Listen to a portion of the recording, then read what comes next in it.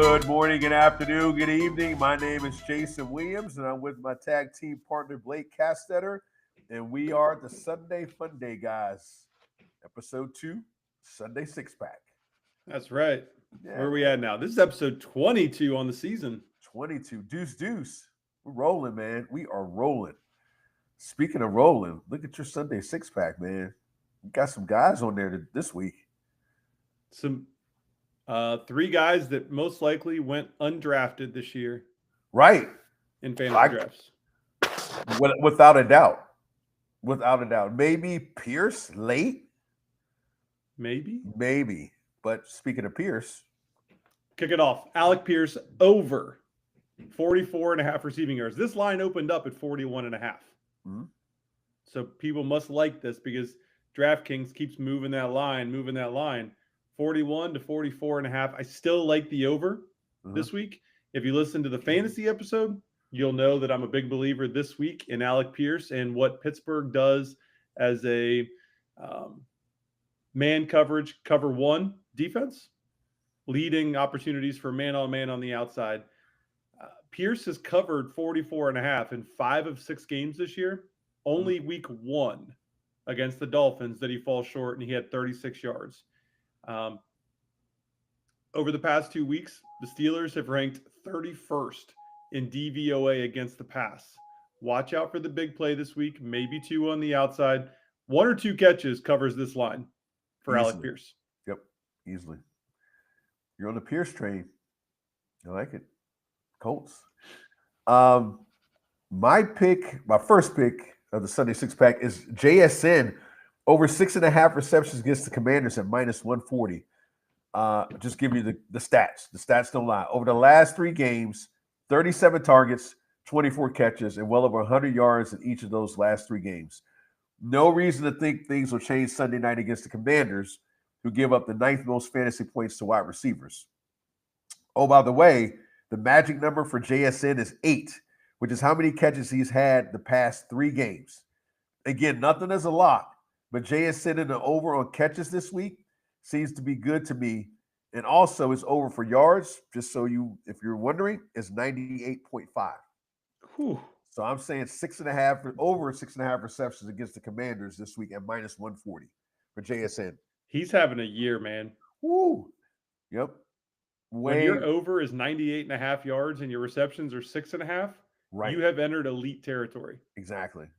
Hence the reason he's the leader receiver in the league this year. Mm-hmm. Yep. Booty. Kayshawn. Okay. Over 35 and a half receiving yards. I know I mentioned I'm concerned about Drake May. I know I mentioned Atlanta's pass defense. I know I mentioned concern around Hunter Henry. Over the past 4 weeks, though, Booty has become a reliable receiver to May. He's covered this line of 35 and a half in all 4 weeks and 5 of 8 weeks this season. Atlanta does have a good pass defense until last week. Was something exposed, or was it just a bad week and they returned to form? Either way, I think Booty's going to continue to be a part of the game plan and hit 36 receiving yards without question. And he's had a touchdown in the last 3 games, maybe? He's had 3 touchdowns in the past 2. 2 games, okay. Or maybe 4 in the past 3. Something to that effect. It is 4 in the past 3. Yeah. He had 2 and 1 and then 2 singles. Yep. Nice. Yeah, he's becoming kind of, other than Hunter Henry, he's Drake May's guy. He is. I mean, Diggs gets more targets, but Booty's been on the yard side of things. Exactly. I like this. I like that bet. My bet is your start of the week, Matthew Stafford over 255.5 passing yards against the Saints at minus 144. Once was the least leading passer, and he's going against the so-so defense. More importantly, as you stated, Blake, he gets Puka Nacua back. 255.5 yards passing seems awful low for Mr. Stafford. And with the wide receiver core being at full strength for the first time in several weeks, look for big numbers for Stafford and Puka against the Saints. I easily see another 300-yard passing day for Stafford. Just similarly what you talked about, almost a carbon copy. Yep. Yeah. On the fantasy podcast? Yeah. How is he outside the top 12? Right. And how is his number 255 yards when you know they like throw it all over the place, regardless of this competition? Mm-hmm. So, He's had one down week, and that was Baltimore, which nobody saw coming. Mm-mm. Yep.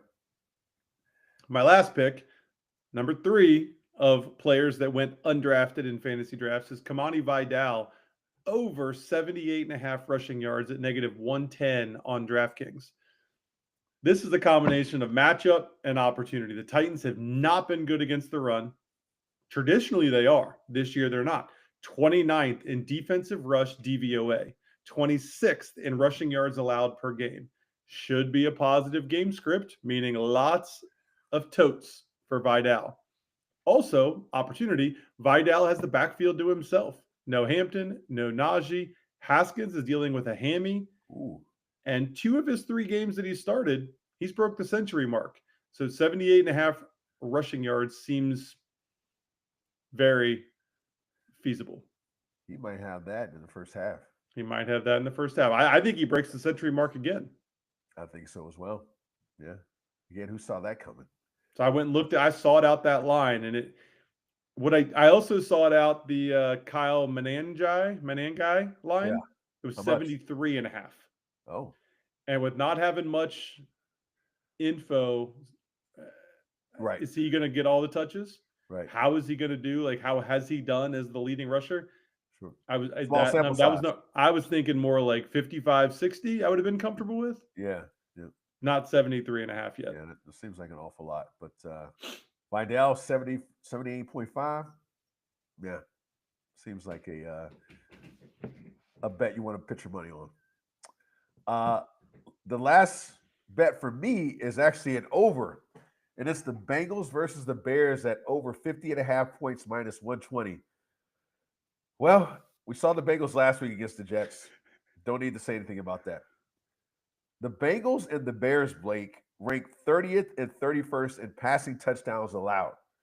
You have 2 offensive-minded coaches and 2 bad defenses, and you have the makings of a shootout at Paycor Stadium. Take the over at 50.5, and you might want to parlay that with both Joe Flacco and Caleb Williams over 2+ touchdowns this week. Ooh. Something to think about. Well, I also like a Jamar Chase anytime touchdown. Oh, for sure. Because I have that later in the episode of some lines that I like as well. All right. So we definitely, I tell you what, that's a game that there's going to be a lot of money on that game. Mm-hmm. Overs and just the amount of talent on each offense and the lack of talent on defense. Yes. There you go. There you go. Let's get into my college bet. So bonus college bet, 4-1. I got Brian Kelly fired, Blake, your boy. I got him fired. I love it. Yeah, you called it too. Yeah, if he loses, he's out. And I said if it goes sideways, and it sure as heck went sideways real quick. The third quarter, there was nobody in that stadium. I don't think I've ever seen that at LSU. But I digress. A&M blows out LSU 49-25. This week, I'm staying local, Blake. Can you believe that? Number 17, Cincinnati at number 24, Utah. The Utes are favored by 10.5. That's such a big spread for such a not big difference in rankings. The lower team is a 10.5 point favorite. I know. So yes, Bearcat fans, I will finally give you some love on the Sunday Funday Guys Fantasy Podcast. The Bearcats are 7-1. Only loss was at Nebraska in August. So they've been on a streak. They're heading to Utah, playing a Utah team that's red hot. I'm sorry, Cincinnati's red hot, playing an undefeated in the Big 12. The first time these 2 teams have ever met. The Utes, on the other hand, are 6-2, and know in order to stay in the race for the Big 12 championship, they need to win at home against the Bearcats. Simple keys to the game, Blake. Simple. Can Cincinnati's offense lead in the Big 12 in scoring? And Brendan Sorsby, a potential Heisman candidate? Yes, I said it. There's been some talk. There's been some talk. Can they move the ball against Utah's defense, who ranks in the top 10 nationally in most defensive categories, 4th nationally in rushing yards, and more importantly, 10th versus sacks? The Utes destroyed Coach Prime and the Buffaloes last week. I mean, utterly destroyed. However, this week, not so much. Excuse me. However, this week, I think Utah wins the game, but the Bearcats give them a run for their money, and I think the Bearcats will cover the 10.5 point spread. I don't see this being a blowout. I see Keeping it close, I think Utah wins in the end, but 10.5 seems like an awful lot for me. All right. You think UC with the points? With the points, yes. Take UC with the points. There you go, Bearcat fans. From a West Virginia guy saying your team's going to cover. That's all I got. UC plus 10.5. Mark it down. What time's that game? 10:30. Tonight? Yeah, it's in Utah, bro. Oh, okay, that's right. Yeah. It's late. It's a late. We'll make sure we get that out. All right. Couple additional lines that we like. I went on a anytime touchdown run. Well, Bender. So these are 4 anytime touchdowns that I like and my rationale behind them. Number 1, my favorite one by far, Josh Allen, anytime touchdown. He had 2 rushing touchdowns last week. He's got Kansas City this week. Second most QB rushing touchdowns allowed this year. Wow. Kansas City. They also blitz at a 30% rate on dropbacks. Scramble City. Uh-huh. Secondly, Josh Jacobs, 7 touchdowns in his last 4 games. He gets all the red zone carries. Opportunity meets opportunity. So there's going to be touchdowns scored. He's playing in Carolina, Correct. who is allowed 200 plus yards and 2 touchdowns to James Cook last week. Mm-hmm. Third, CMC, also 7 touchdowns in his last 4 games. And the Giants allow the most yards per carry and have allowed the 5th most rushing touchdowns on the season, averaging 140 yards on the ground allowed to running backs per game. Wow. Finally, Jamar Chase, 46% target share since Flacco took over. 46. Almost half the targets? Yep. Amazing. And he scored 4 touchdowns in his last 4 games. The Bears allow a lot of touchdowns to wide receivers. 3rd most in the NFL. If I'm a betting man, and I am, Oh, yeah. you get Jamar Chase on an anytime touchdown this week. Man, I like all those. You know, I'm all about the anytime touchdowns. I know you are. Ooh, this is juicy for me. Juicy. All right. Well, let's get into the week 9 lates. I will kick it off with Jalen Noel. The last couple weeks, Houston wide receiver has had 7 targets and 6 targets. So he's definitely trending up. And he's probably a guy that's out on the waiver wire. I checked 3 different sites, and he's out there. So just somebody, even though Nico Collins is back, I think Houston is slowly integrating him into their offense, which means it's a perfect opportunity for you to scoop him up in case another receiver or Nico would have any issues moving forward. So my late is Jalen Noel, Houston wide receiver. Well, you're not going to like my late, but I already touched on it in the fantasy one last week. Is he a late though? I think he is. All right. I mean, he was your sit of the week. Okay, he's been drafted though. But lates are those sneaky sleeper picks. It's okay. Go ahead. They could be on waiver wires. They could be on your bench. You just throwing me a curveball, but go ahead. Kyle Pitts. He's not a late. He is a late. He's sitting on benches this week. He has been advised by an expert, you, to not start him. Never been called an expert, but I'll take it. And I'm telling you, it's okay to consider starting him this week because he's quietly scored 13 points in 3 of his last 4. In his last 2 games, he had 19 targets and 15 catches. The Patriots have a good defense, but not against tight ends, allowing the 8th most fantasy points. And last week, the Browns, led by Dylan Gabriel, both tight ends scored a touchdown against the Patriots. There's my rhyme to my reason. I like Kyle Pitts this week.